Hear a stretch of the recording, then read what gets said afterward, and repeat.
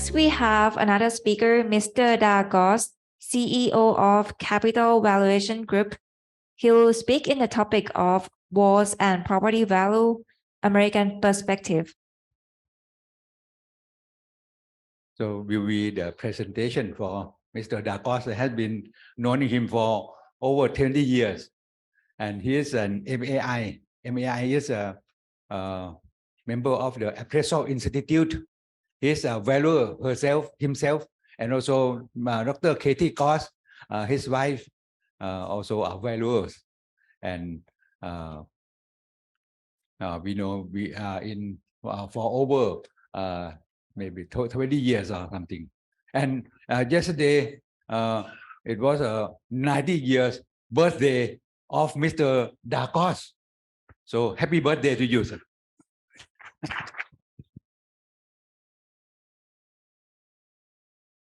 Thank you, Dr. Sapon.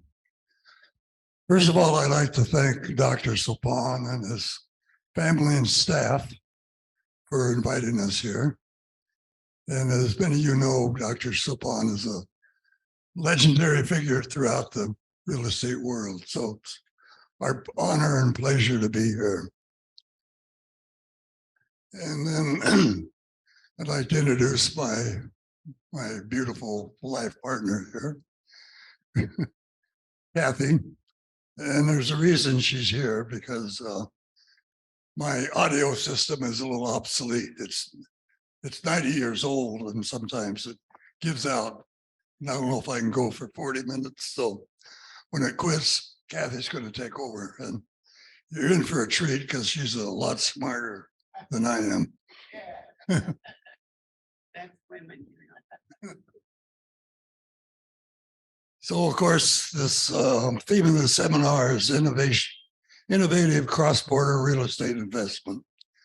And so we're going to offer this presentation on our perspective from the American point of view on wars and property value. Put my kind of bio up there with contact numbers if people had any questions or anything to talk about. My telephone number, which is American numbers up there in the right-hand corner, and our email addresses are there. And I copied my Facebook information into that bio section there, so you can look over that if we're interested in where it came from. I'd like to mention a little disclaimer that although I've been involved with American government for many years ago, my little presentation here today does no way represent any perspective by the U.S. government.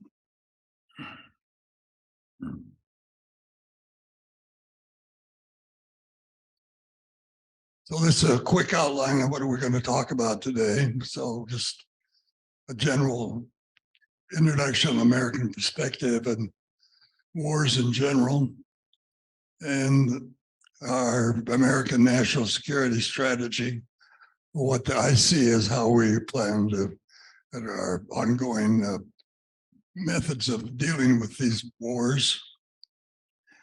And all the wars in the world, I've selected two that I thought might be most interesting and relevant from our presentation here. So the US-China trade war and the Russian war, which is kind of a Russian proxy war going on in Ukraine.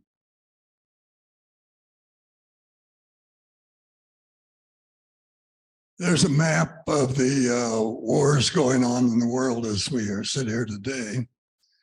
And the dark brown are defined as major wars. And the definition for a major war here is any war where there's 10,000 or more deaths in this year or the last year. So look, quickly, it looks like we have 5 of them. The Mexican trade war, the Ethiopian war, Yemen, Myanmar, and Afghanistan. All the other colors represent more minor wars.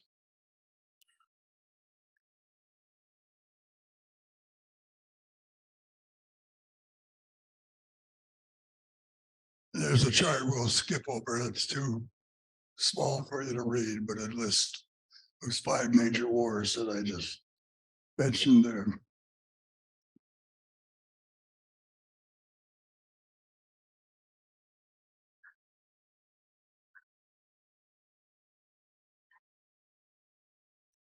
And being we're talking about American perspective, I listed the wars that our America has been involved in about the last 100 years. So World War I, II, Korean, the Vietnam War, Desert Shield, which is Iraq, and what we call our global war on terror.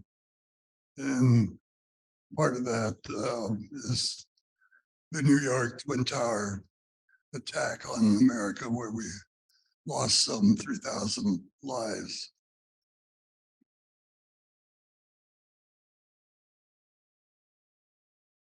So this presentation today, again, as I mentioned, it's going to focus on 2 wars, the US-China trade and propaganda war, and the Russian-Ukraine, which is a US proxy war.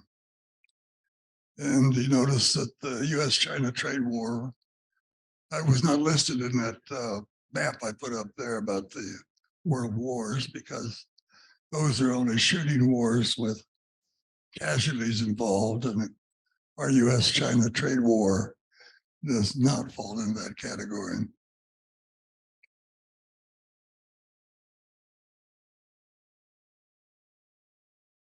So just quickly, kind of a real summary of what our general American national security strategy is.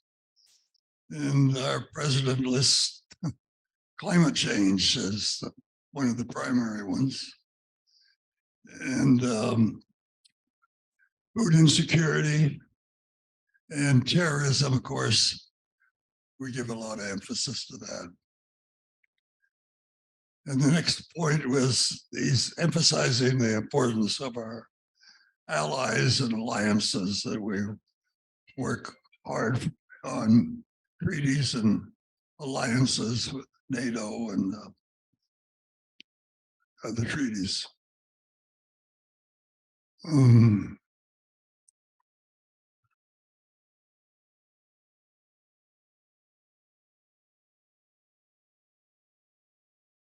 And we also want to deepen and modernize our alliances and partnerships in this region for the benefit of the USA national security. And in the Indo-Pacific, we're particularly interested in interconnected properties and to secure similar regions. And our published strategy does identify China and Russia as our major threat, and followed by North Korea and Iran. And just as a point of interest, in the years past, we have always kind of emphasized the Middle East, and because of oil, petroleum primarily. But we have a definite shift now to Asia. We call that the pivot to Asia. So our diplomacy and strategy has shifted to emphasize Asia. So as my voice kind of gives out, I'm going to pass this on to my beautiful life partner, Kathy. Uh-oh, don't take him seriously. I'm not very smart. Our U.S. strategy and versus the People's Republic of China. China is considered our most consequential threat, and that shows frequently, and it's on the news to a great degree. We recognize China's long-term strategic competition with the United States and that's often in trade between the two. Protect American interest and advanced American influence. And that's been going on by the United States for a very long time. And it's meant to make friends, not enemies, and to encourage people to look at our country and others and try and reduce the strategies of harm. We're open to constructive, results-oriented engagement and cooperation. We do oppose Taiwan. We oppose Taiwan's independence, but resist any force or coercion. And that has been on the news lately because China is very interested in going back into Taiwan. And we as a country are not in favor of that. We stand with our allies, the Philippines, in upholding international order and freedom of navigation in the South China Sea. Right now, the United States is in a bit of flux. We have opposing president versus candidates that would like to take that position and in the next election. So it does cause some misunderstandings in what we feel, particularly in the Taiwan case. You go on to the next slide. US security strategy, Russia and the Ukraine war led a united, principled, and resolute response to Russian invasion of Ukraine. And if you've noticed earlier, this war was called a proxy war, and that's because we don't actually send our soldiers in, but we have been trying to meet the needs of the Ukrainian people by supplying money and various things. We want to constrain Russia's strategic economic sectors, including defense and aerospace. And that is we use those abilities to strain and try to reduce Russia's imposition of Taiwan and other parts of the world, including the Ukraine. Those sanctions will come in the defense, aerospace, and us squeezing Russia in their economic sectors. We don't wish to allow Russia to achieve its objectives through using nuclear weapons. We're opposed to it. We build a coalition with allies to prevent Russia from causing further harm to European security, democracy, and institutions. The next slide.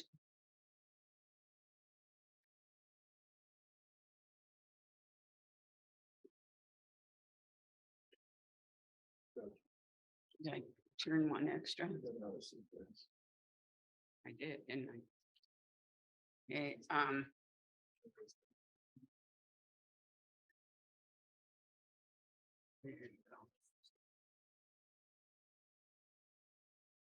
actually, I did go out of sequence, and we pretty much covered a second ago about the strategies we use in the United States regarding Russia and Ukraine. And let's move on one more, since we've been through those. On Russia-Ukraine war and the American perspective, property value impacts. So we saw impacts, as did other presenters that have been here just a moment before us, of the COVID pandemic. The inflationary pressure exacerbated by the Ukraine war.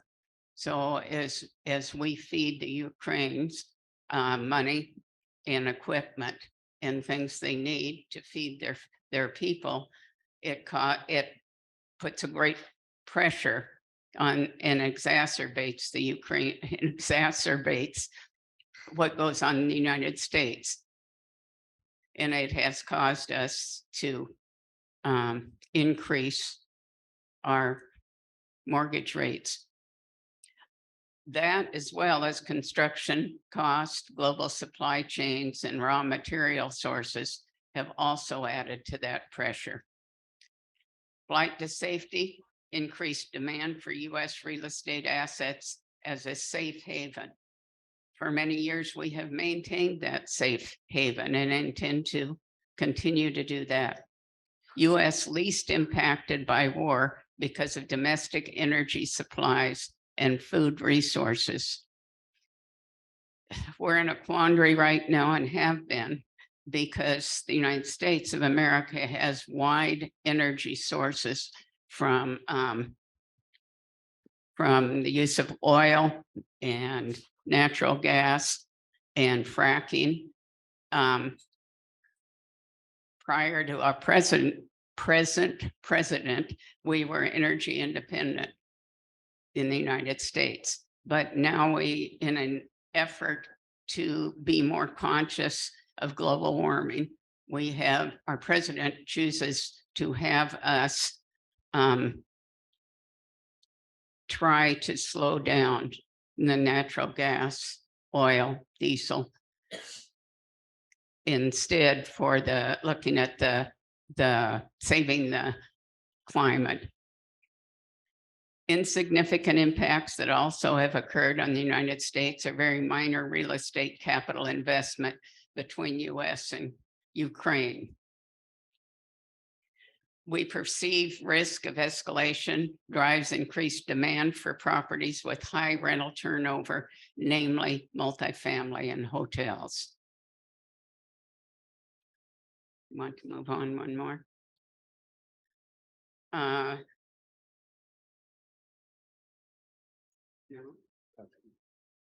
Okay. Mortgage rates have gone up, as the last speaker noted in his presentation. They certainly have in the United States. We went up from probably 3% as the most common mortgage rate on a 30-year loan. And right now we're sitting at what, Darr, 7%? You got to push your.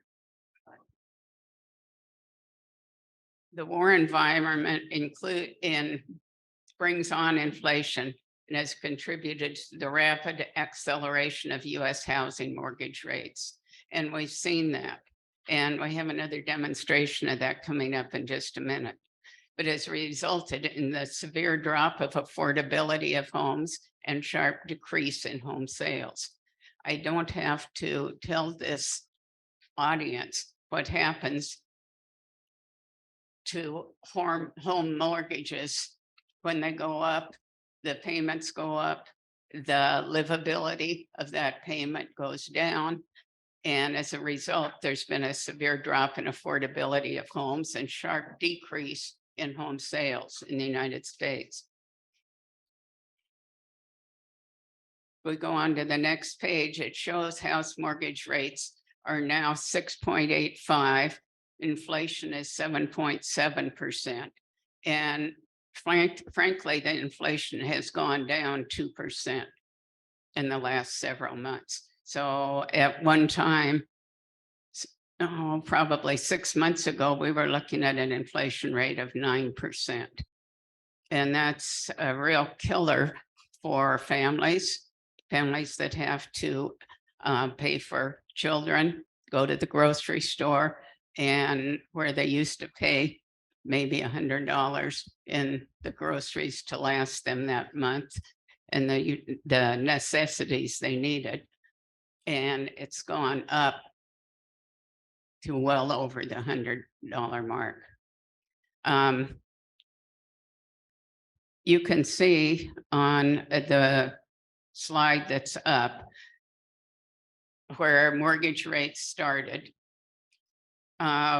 United States was close to 2%, and that went through for several months. And at this point, we're suddenly at 6.85%. The next slide shows you what happens to that. For example, the payment on $400,000 at 3.5% is less than it would be on $300,000 at 6%. So what that does is move that whole market of buyers into a different field of housing, a different construction cost, different size. They must cut back to maintain the bill paying history they've shown in the past, and it's painful. So if you put that interest rate with what we've been looking at of 9% inflation, for most families, it's caused a severe blow. The effect of mortgage interest rate inflation and inflation is the next page, next slide. We're on the next one. The national median family income for 2022 in the United States was $90,000. According to the U.S. Department of Housing and Urban Development, and the median price of an existing home sold in September was $384,800, according to the National Association of Realtors. Based on a 20% down payment and a mortgage rate of 6.85%, the monthly payment of 2017 amounts to a 27% of the typical family's monthly income. That's a pretty severe blow to families. A year ago, a median family income was $79,900. Their income was markedly lower, but the median home price was $364,600. And the average mortgage rate was 3.13%. Buying the typical home then required just 19% of a family income versus what it's costing now, which is over a quarter of what they're bringing in. And it tightens up.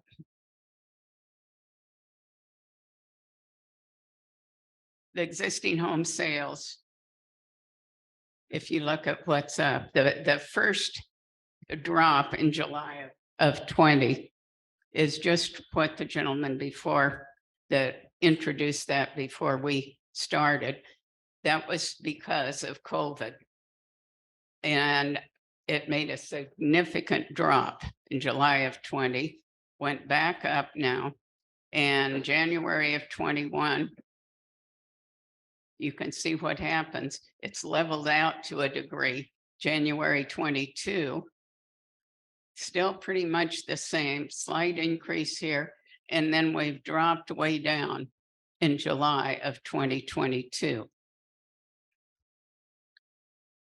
All these changes tend to increase worry and demand on the family and the family income. We haven't had that in the past. Darr, you want to explain your last picture? Yeah. Okay, I'll take over. There's one last point. This is, I make my living as kind of a farm appraiser and always like to talk about farmland.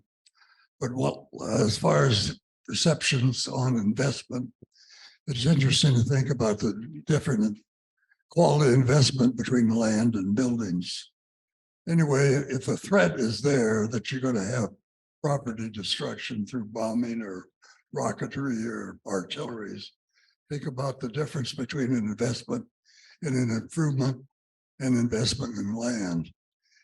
And we note that no home protection insurance covers actual war, damage to buildings, are seldom compensated for. But title to the underlying land is normally unchanged. Buildings can be destroyed, but the land, the dirt, is always there. So think about it. In wartime, land is a far better real estate investment than a building or an improvement. So that concludes our little presentation. So we thank you for your attention, and we could answer any questions.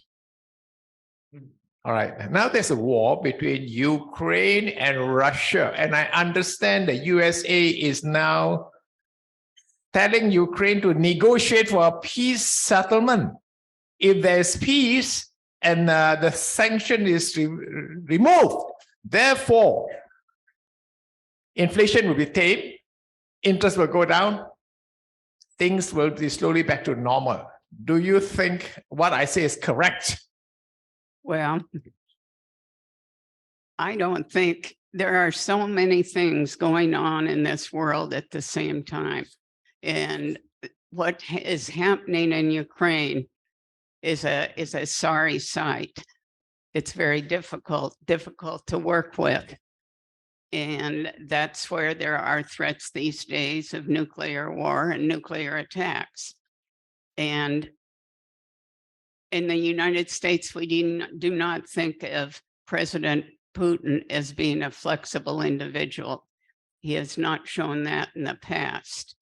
But in the United States, we would prefer to negotiate something that both sides could live with and hope that that would go on. But one of the partners in that negotiation is not very likely to negotiate. So it's like some residential deals. How do you deal with someone who doesn't negotiate, who just sits and listens? It doesn't often end up in a happy situation where you've solved the problem. So hopefully that will come around. That would be our best hope. Does that answer your question at all? Yes, thank you.